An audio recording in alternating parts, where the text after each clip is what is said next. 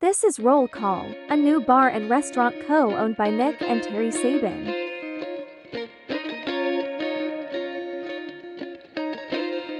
The indoor-outdoor space is in the Alamite Hotel in downtown Tuscaloosa.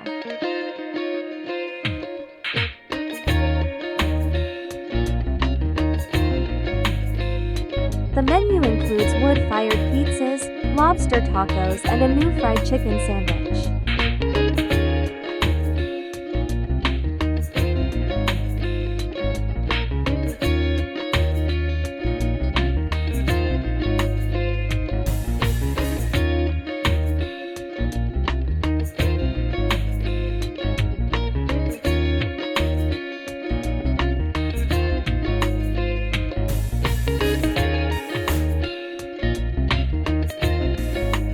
The gorgeous rooftop view overlooks downtown Tuscaloosa.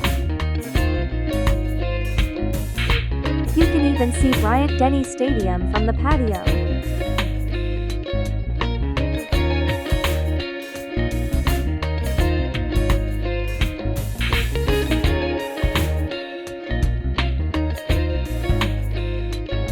A staff of 15 people operate the restaurant and bar.